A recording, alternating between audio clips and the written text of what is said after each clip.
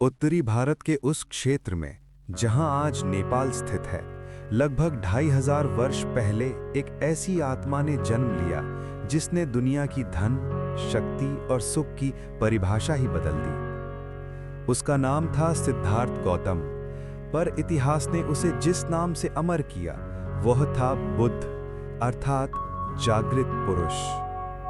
राजा शुद्धोदन और रानी माया अपने वंश के उत्तराधिकारी की कामना कर रहे थे। एक रात रानी ने एक दिव्य स्वप्न देखा। एक विशाल सफेद हाथी जिसके 6 दांत थे उनके गर्भ में प्रविष्ट हुआ। राजमहल के पुरोहितों ने बताया, यह संकेत है कि महारानी एक ऐसे पुत्र को जन्म देंगी जो या तो महान सम्राट बनेगा या समस्त संसार को आध्यात्मिक मुक्ति का मार्ग दिखाएगा। कुछ समय पश्चात रानी माया ने लुम्बिनी उद्यान में एक सुंदर वृक्ष की शाखा थामकर अपने पुत्र को जन्म दिया। बालक के चारों ओर एक दिव्य आभा थी, मानो प्रकाश स्वयं उसके भीतर जन्मा हो। शिशु का दर्शन करने एक वृद्ध ऋषि असित आए। बालक को देखते ही उनकी आंखों में आंसू भर आए। राजा ने पूछा, ऋषिवर, आप रो क्यों रहे हैं? ऋषि ने कहा, क्योंकि यह बालक वह सत्य पाएगा जिसकी मैं सारी उम्र तलाश करता रहा, परंतु मैं जीवित नहीं रहूंगा उस क्षण को देखने के लिए। राजा शुद्धोदन का हृदय आशंका से भर गया। उन्होंने निर्णय लिया कि सिद्धार्थ को महल के भीतर ही रखा जाएगा ताकि वे जीवन के दुखों को ना देख सकें और राजपद से विमुख ना हों। सिद्धार्थ का जीवन विलास से भरा था। उन्हें 3 भव्य महल दिए गए, ग्रीष्म, वर्षा और शीत ऋतु के लिए।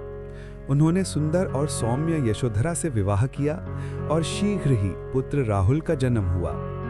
राजा को लगा कि अब उनका उत्तराधिकारी सुरक्षित है, परंतु नियति को कुछ और ही मंजूर था।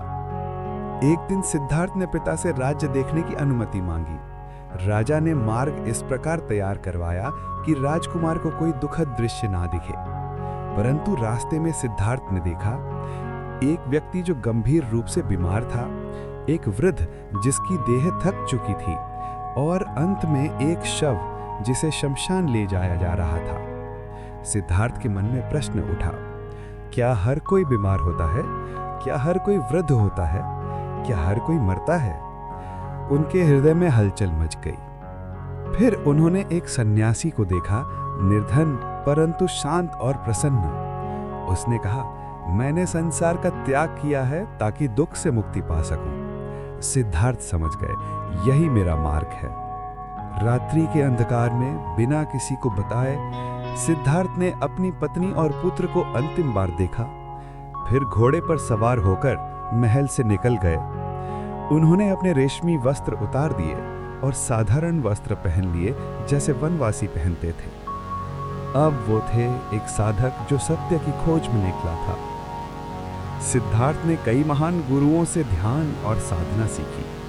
आलार कलाम और उदक रामापुत्र से उन्होंने मन की एकाग्रता के अनेक स्तरों का ज्ञान पाया, परंतु उन्होंने अनुभव किया कि यह भी अंतिम सत्य नहीं है।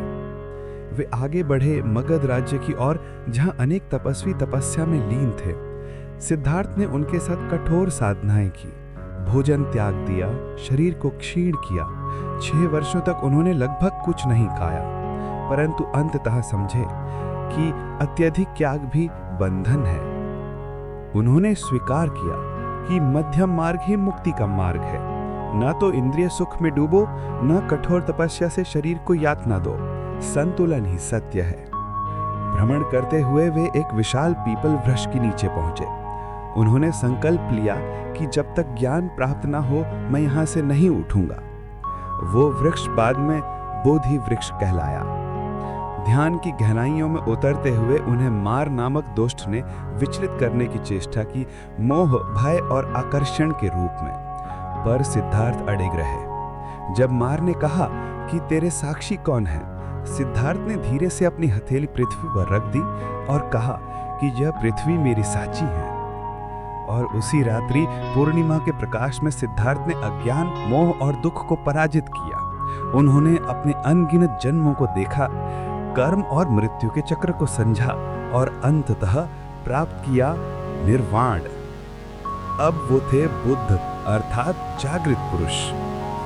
ज्ञान प्राप्त करने के पश्चात बुद्ध 7 सप्ताह तक उसी वृक्ष के नीचे मौन रहे, उस अनुभव की गहराई को आत्मसात करते हुए।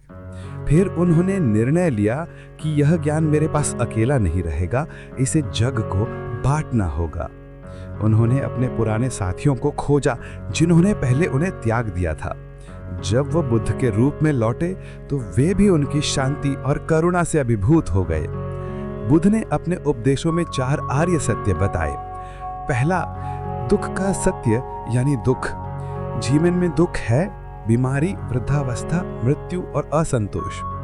दूसरा, दुख का कारण यानी समुदय। यह दुख हमारी इच्छाओं और आसक्तियों से जन्म लेता है। तीसरा, दुख का निरोध यानी निर्वाण। जब इच्छाएं समाप्त होती हैं तो दुख भी समाप्त होता है, यही निर्वाण है। चौथा, दुख निरोध का मार्ग, ये है अष्टांग मार्ग। समग्र दृष्टि, संकल्प, वचन, कर्म, आजीविका, प्रयास, स्मृति और समाधि। बुद्ध का ज्ञान का प्रकाश फैलता गया, भारत से चीन, जापान, कोरिया तक। उनकी करुणा ने राजाओं को भी झुका दिया और भिक्षुओं को मार्ग दिखाया। 8 दशकों के बाद जब उनका समय निकट आया, उन्होंने शांति से कहा, अब मैं अंतिम निर्वाण की ओर जा रहा हूँ। 2 वृक्षों के बीच उन्होंने लेटकर अंतिम ध्यान किया और धीरे धीरे उस अनंत प्रकाश में लीन हो गए। जहाँ न जन्म है न मृत्यु, केवल शांति है। यह थी बुद्ध की कथा, एक राजकुमार से एक जागृत आत्मा बनने की यात्रा। उन्होंने हमें सिखाया कि सत्य बाहर नहीं, हमारे भीतर है। बस मौन में उतरना है और वहीं भीतर के कमल में बुद्ध आज भी जाग रहे हैं।